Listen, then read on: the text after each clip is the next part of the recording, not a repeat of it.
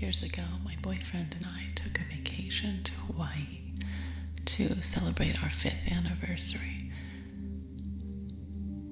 I was really looking forward to that trip, and we had spent an entire year planning it, because having been born and raised in landlocked Ohio, both of us had always dreamed of visiting Hawaii.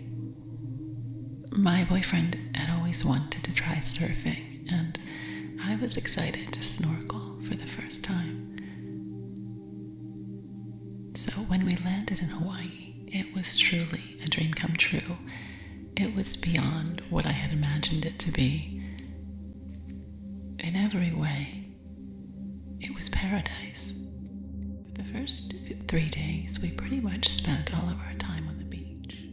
When we left Ohio on that November day, it was in the low 30s and it was snowing, so we wanted to soak in all the sun we could before returning to Ohio for the winter. By the 4th day, though, my boyfriend was so severely sunburned that he could barely move.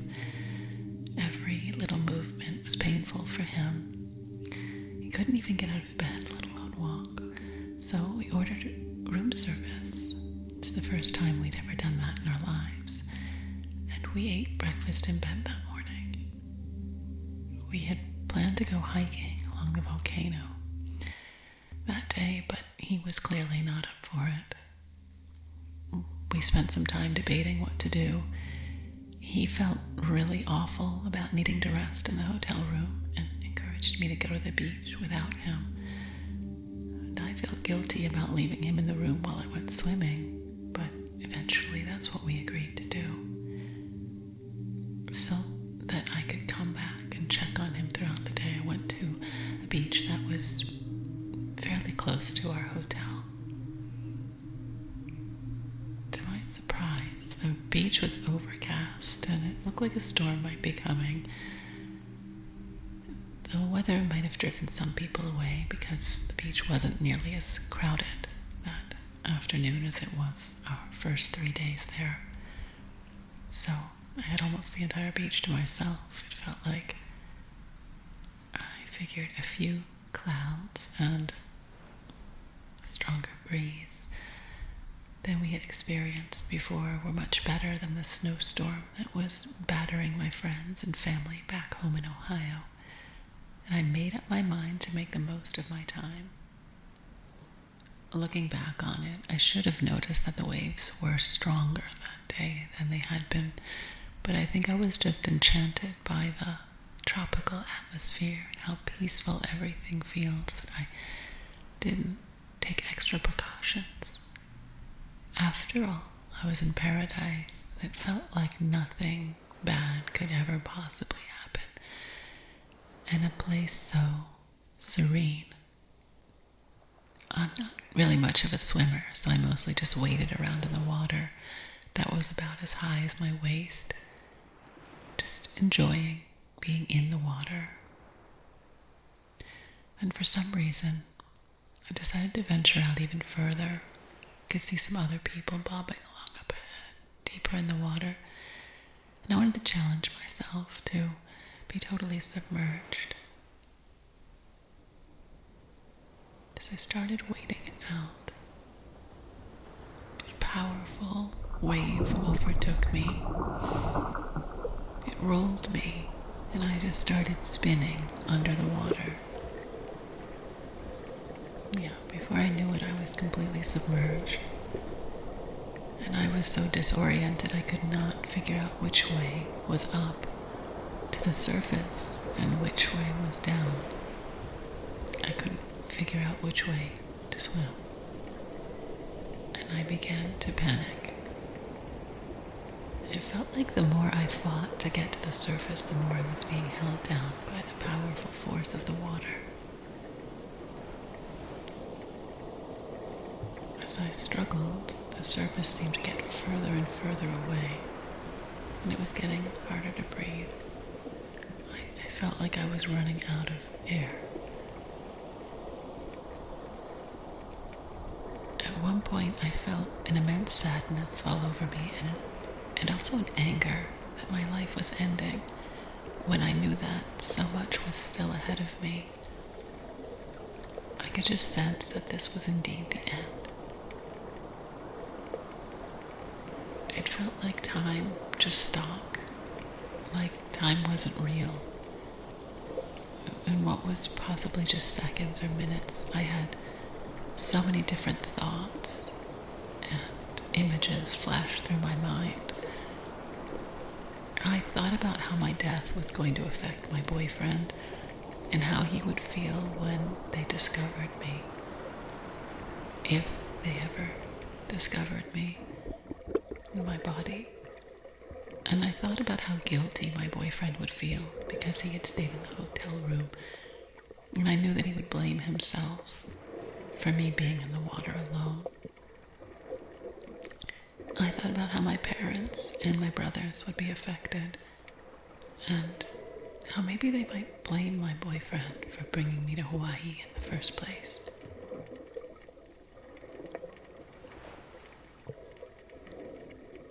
And as I thought all of these thoughts, I fought harder and harder for my life. But as I was thinking all of this, everything went dark. And I thought, well, this is it. It's over. I was never a religious person, but the last thought I had before I drifted off, it's the way to describe it. It was like fading into sleep. The last thought I had was, I hope there's something on the other side. And I just stopped fighting. As the darkness fell over me, I felt a silent calm. And as if I'd finally broken through to the surface of the water, the darkness was pushed aside by this very bright light from above.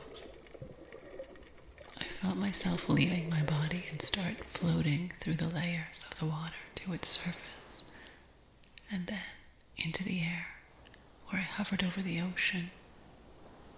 At one point, I turned and looked downward and saw my empty, lifeless body floating on the top of the water. I heard several voices and the rush of people trying to rescue me, and I thought, it's okay. She's not there anymore. She's going somewhere better, to another paradise. These thoughts surprised me, but I seemed to know intuitively that everything was okay. That whatever was pulling my soul away from my body was a good, kind, loving force. I felt its love, and it put me at ease. I surrendered to it and let my body become more and more distant, and turned and looked upwards. As I looked away from my body, I began to float faster and faster through the sky and into the clouds, until eventually I broke through the Earth's atmosphere and found myself floating in outer space. I felt myself moving between stars and planets like an astronaut, and I could see the Earth below me. It looked like a large blue marble with a cloudy, milky swirl running through it. But compared with the vastness of space, Earth just seemed so small. I began to wonder where I was going now that I was leaving the Earth. And as I was passing alongside planets I hadn't really thought about since my elementary school lessons at the planetarium, as I passed a planet I'd never seen before in my textbooks, it was made of rings of warm, glowing pastel blues and pinks. I started to move even faster. Before long, I passed large clusters of planets and stars. Until this point, I had felt like a force was pushing me through space. But then suddenly, at one point, the sensation changed, and I felt like I was being pulled forward at an unbelievable speed towards a spinning, glowing hole. I didn't resist, and soon I was enveloped by the darkness of the hole, which was shaped what felt like an endless tunnel with splashes of colored lights, colors so vivid, like colors I'd never seen before on Earth, colors that were dancing all around me. There was something celebratory about these lights. As fantastic as they were, there was one faint but steady light up ahead in the tunnel, and I understood that it was the source of whatever was pulling me along.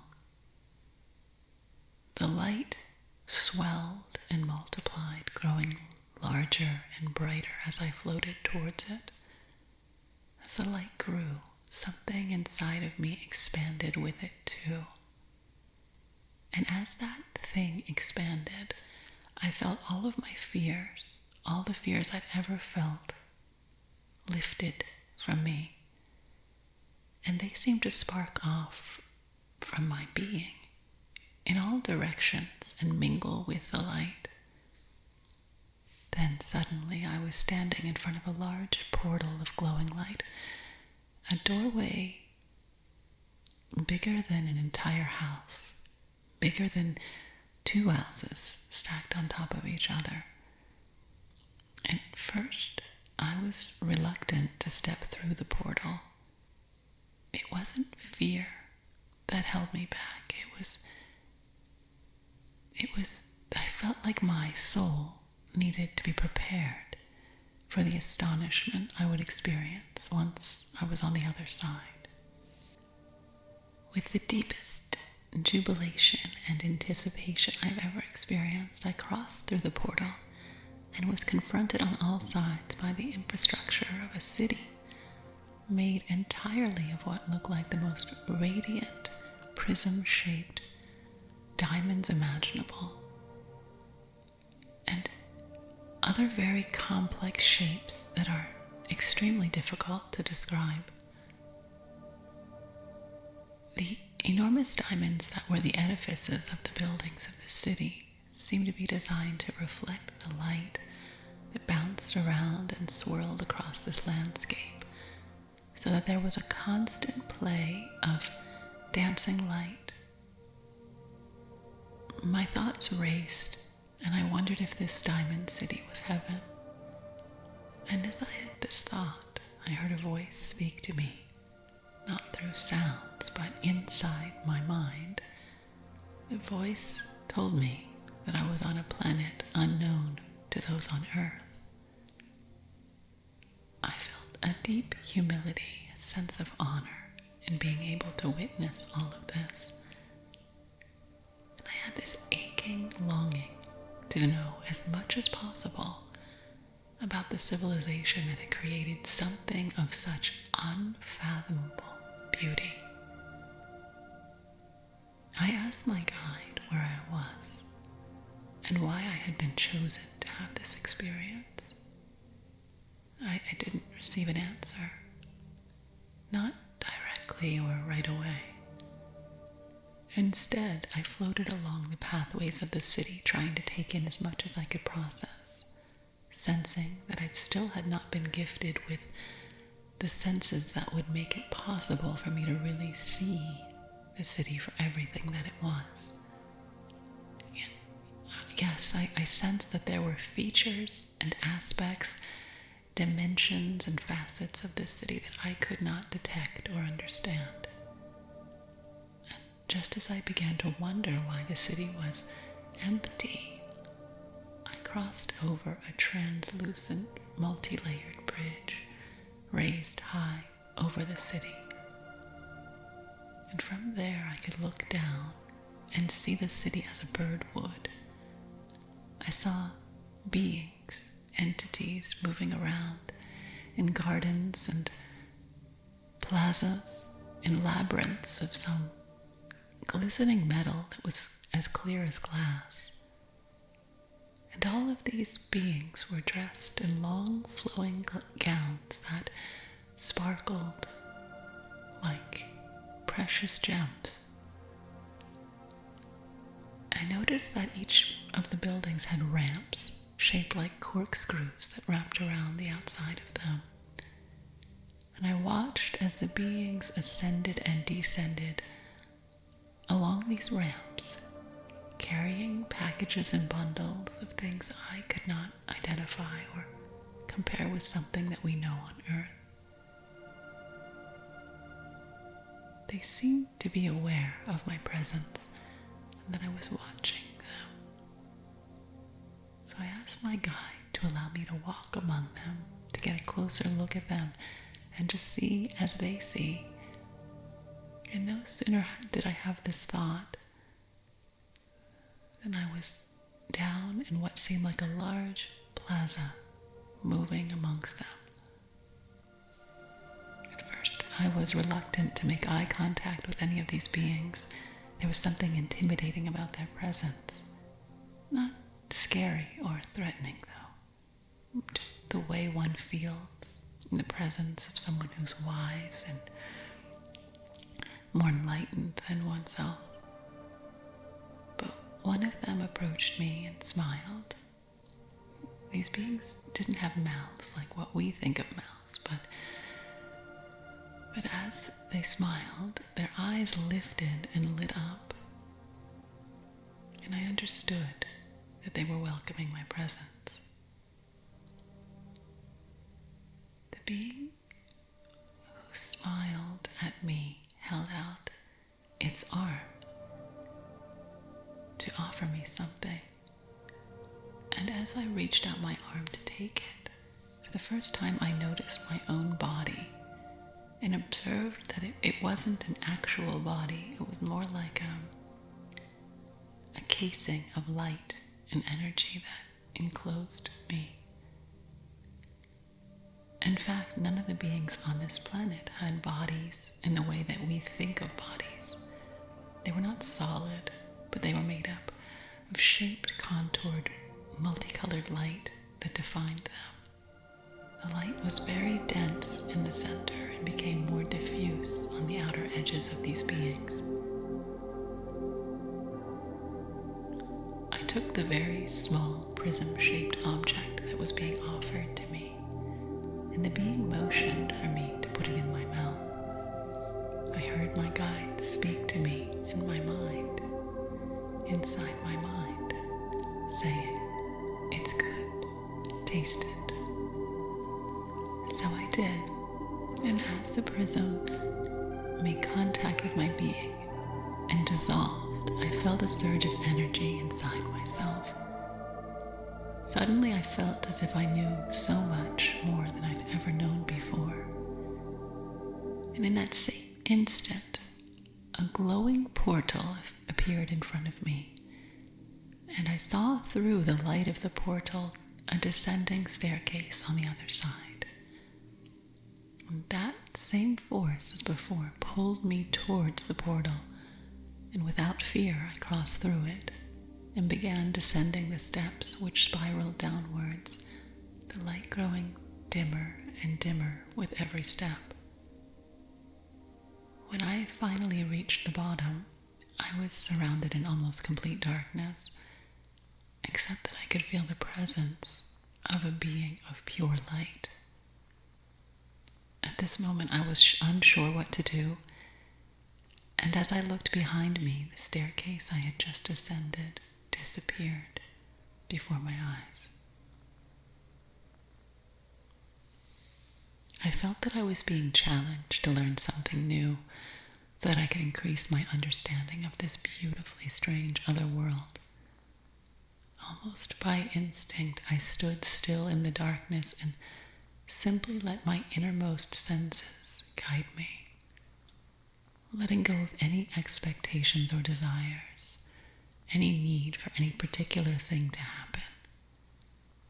And as I did this, a sense of power and peace came over me, growing as I went deeper and deeper inside my own mind, drawing out my awareness of how everything is perfectly ordered.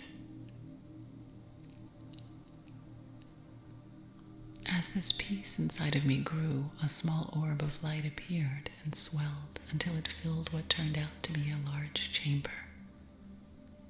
The light was intense. At times it was almost too painful to look at. I bowed my head in its presence, suddenly feeling a little ashamed, as if I was not good enough to be in the same room as this light. Then the light softened, and it was then I could see that the chamber was filled with wondrously complex inventions, all sorts of contraptions, and also scrolls and books and vials of liquids. From the light, I then heard sound, audible sound, for the first time, as a voice asked me, "What is your gift?" And the voice shook me from the core. I understood what the being was asking, and my sense of shame intensified, since I knew that I did not have any gift to offer this very sophisticated civilization. I began to feel dread and anxiety about what they would do with me now that it would become clear that I didn't have any gift to offer them. I tried to speak, but I could not make any sound. I tried to apologize, to say I was sorry, but nothing came out. Instead, the orbs of light that had been swirling around the room collided, and in the center of this large vortex of light, I saw the events of my life play out. I saw my mother holding me in her arms just moments after I'd been born. I saw my grandparents and parents, my aunts, my uncles, and cousins all gathered around to celebrate my birth. I saw myself going to school on that very first day, and then the faces of classmates and friends that I would make in each grade. The light revealed to me every event of my life, as if seen by God. I searched the images, the scenes for good deeds, for evidence of some gift that I might be able to offer the peaceful people of this very advanced planet. Instead, I saw myself performing many kind actions. I saw myself asking a girl who was being bullied to sit at my lunch table, and years later, giving clothes to a friend whose parents were having money problems. I saw myself volunteering at the care home and similar acts of charity. But the voice asked once again, almost impatiently, "Where is your gift?" My shame grew more intense because I realized that I had not created something I was supposed to create that would improve the lives of even more people for many, many years after I would be gone. As if confirming how I was already feeling, the light said, "You are not ready to join us." And as much as I agreed, I felt sad at the thought of leaving this wonderful place and returning to Earth. I began trying to think of ways to convince them to allow me to stay. I wanted to tell the light that I could help humans so much more if I could stay and learn more about their civilization, about their ways, and then take that knowledge back to Earth. But I was unable to speak with words. The light seemed to hear me anyway. It said, "You have seen and felt enough. Now go back and live your life as you now understand you should live it. You will be called back when you have the gift only you can give."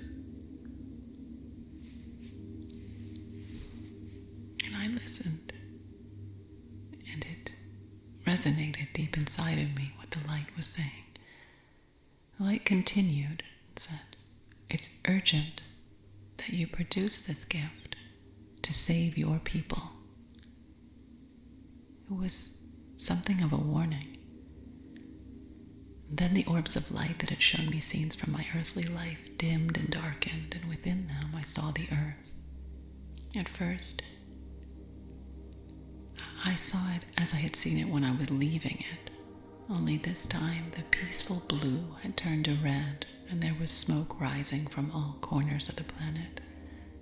I saw explosions and fires on a scale never imagined, fires that brought down city after city in clouds of ashy smoke. I watched as the ice melted and the water dried up, as the trees and plants turned a very sad shade of brown. As the light moved me closer to the surface of the earth, I took in what was happening in all directions, but saw nothing except devastation and desperation. I saw people huddled in the rubble and bombed out buildings. I saw people fleeing with nowhere to go to escape the wars, famine, and death that covered the planet. I watched as lawless bandits roamed the land, stealing from those who already had next to nothing, as they flew across the ravaged landscapes in planes that had been hijacked from what were now defunct governments. And I watched pirates roam the seas. I saw labor camps and prisons, and my heart ached for the future of the earth. In my thoughts, I begged this enlightened, more wise civilization to do something to intervene, to prevent all of this suffering and tragedy. But then the light travels very fast across the earth, across the debris to a hidden corner of the earth, where below all of the chaos was a complex network of underground caves, where a group of survivors were huddled together. Within their caves were lush gardens and water fountains and waterfalls and collections of books and artworks and inventions that I guessed had been salvaged from the rubble. I saw people molding clay with their own hands into pots and weaving threads into cloth, beating metals into tools and jewelry, and they seemed very at peace, even happy, despite all that was going on around them. I could see that there were many more caves within that network of caves to explore, and I longed to see them all for myself and to understand what was being preserved there and how. But slowly the images faded and the feelings too, and the lights went out all at once. And once again I found myself in darkness in the chamber. A voice spoke out again, saying, "It is time for you to bear your gifts." Standing there in the darkness, I stilled myself. In that moment, there wasn't any force pushing or pulling me in any direction. I knew that I had to make a decision, to give myself motion. So as I remembered the feelings of peace and love I had felt along my travels across the galaxy, I knew what I must do. And with this very resolved thought, I began to float back up the spiral staircase I had descended and back onto the crowded plaza. As I floated back through the city, each being I encountered shared with me a prism-shaped object, and one by one I put them in my mouth and allowed them to dissolve. Soon I was on the edge of the city, and the portal I had entered appeared once again. As I passed through, I turned and said goodbye and felt a warm tear, then another fall from my face. I couldn't be sure, but it seemed as if the beings of this magnificent city were waving to me as I was being carried off by the same force that had brought me here. I traveled so fast through space that the lights of the stars blurred. The force that was moving me allowed me to linger just long enough above the earth to see that the catastrophes I had foreseen, what I had glimpsed, had not yet occurred, and I felt a deep sense of relief that was soon overtaken by a surge of energy and a booming, cracking sound. The next thing I saw were the swaying leaves of palm trees and soft, billowy clouds lit up by a cotton candy-colored light, which I recognized as the tropical sunlight of Hawaii. Immediately I panicked as I tried to breathe but couldn't. I felt a heavy pressure on my chest, pushing the air with such a force. Then I choked and heard myself make a gurgling sound, and water came rushing forth out of my mouth. I gasped and felt myself breathe a very painful breath. And then I saw the face of the lifeguard who had rescued me. As I was being lifted onto a stretcher, lifted into an ambulance, the next thing I remember is being surrounded by doctors and nurses in the hospital. My boyfriend sitting next to me rubbing my hand. I could tell that he'd been crying. And I began crying too. That was a close call, the doctor said, but you're going to be fine. An angel was watching over you, the doctor said, with a smile, as if to remind me of that angel. My boyfriend said, I know it's cheesy, but it's all I could find in the hospital gift shop. And when he handed me a small pendant necklace with a prism on it, it was then that I started to remember my soul's travels and the message and the mission that I had brought back with me. Since my travels to that magical planet, that magnificent planet, not a day has gone by that I've not pondered what my gift should be when I'm called to return.